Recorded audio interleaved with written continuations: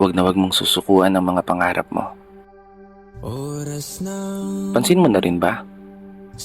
Habang nagkakaedad tayo, pabigat ng pabigat yung mga pagsubok na binibigay sa atin.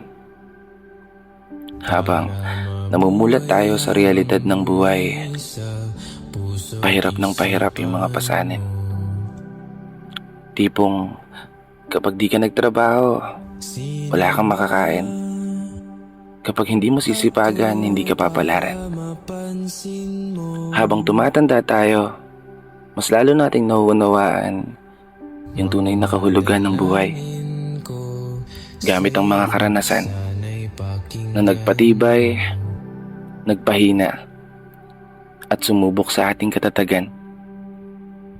Mga karanasan na nagpapatunay na walang madali sa mundong to. Isang mundo na wala kang ibang aasahan kundi ang sarili mo.